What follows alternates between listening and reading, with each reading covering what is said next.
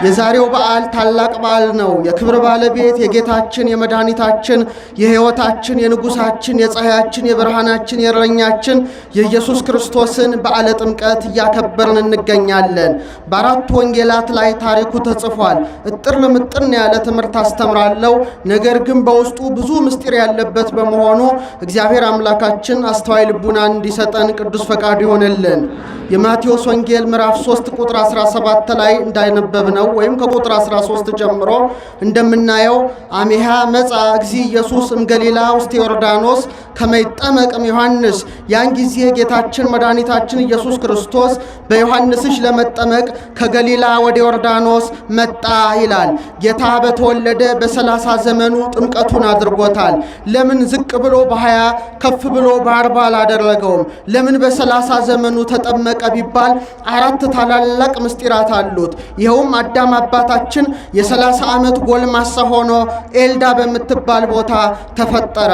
ወዲያው በተፈጠረ በ40ኛው ቀኑ ብርሃን አልብሰው ብርሃን አጎናጽፈው በብርሃን ሰረገላ አስቀምጠው ወደ ገነት መላእክት እንዲገባ አድርገውታል። ቅዱስ ቅዱስ ቅዱስ እግዚአብሔር ዘፈጠሮ ለአዳም እያሉ በማመስገን ታዲያ አዳም አባታችን የ30 ዓመት ጎልማሳ ሆኖ ተፈጥሮ በ40 ቀኑ ያገኘውን ልጅነትን ዕፀ በለስን በመብላት አሳጥቶት ነበረና የክብር ባለቤት ጌታችን በ30 ዘመኑ ተጠምቆ ወዲያው አልዋለም አላደረም። 40 መዓልት 40 ሌሊት ጾሞ የተወሰደብንን ልጅነትን መለሰልን፣ ካሰልን። ክብር ምስጋና ለስሙ ይሁንና ይህ ብቻ አይደለም። 30 ብዙ ምስጢር አለው። 3 ሲባዛ 10 ስንት ነው? 30 ነው። የግዕዝ በግዕዝ መተርጉማን ምን አሉ? 3 ሲባዛ 10 30 ነው። 10 እንደምታውቁት ፍጹም ቁጥር ነው።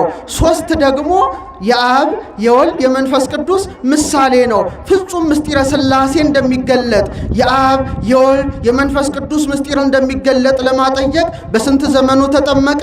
3 ሲባዛ 10 በሚሆን በ30 ዘመኑ ተጠመቀ። ይህ ብቻ አይደለም። ወንዶች ሁሉ ከሞት ሲነሱ በአቅመ አዳም የ30 ዓመት ከሞት ይነሳሉና ያን ምስጢር ለማመልከት የክብር ባለቤት ጌታችን በ30 ዘመኑ ተጠመቀ። ይህ ብቻ አይደለም። መንፈሳዊ ሹመት ስጋዊ ሹመት ከ30 ዓመት በኋላ ነው። ለምሳሌ በስጋዊ ሹመት ዳዊት በ30 ዘመኑ ነግሷል። ዮሴፍም በፈርዖን ፊት በ30 ዘመኑ ቆመዋል። እንደገና በደብተራ ኦሪት በ30 ዘመናቸው አገልግሎት ይጀምራሉ። መንፈሳዊ ሹመት ቅስና ምንኩስና ከ30 ዓመት በላይ መሆን ይገባል ሲል የክብር ባለቤት ጌታችን በ30 ዘመኑ ለመጠመቅ ከገሊላ ወደ ዮርዳኖስ አመራ። ምን ነው ባሪያ ወደ ጌታ ይሄዳል እንጂ ጌታ እንዴት ወደ ባሪያው ይሄዳል?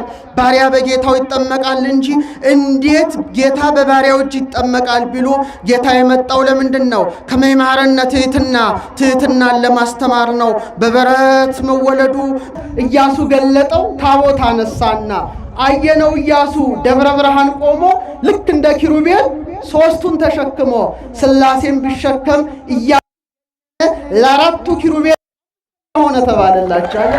ነገስታቱ ሁሉ ያከበሩት በዓል ነው። እንኳን አደረሳችሁ፣ እንኳን ደስ አላችሁ። ለዚህ ዕለት ያደረሰን አምላክ ክብር ምስጋና ለስሙ ይሁን። ወስብሐት ለእግዚአብሔር።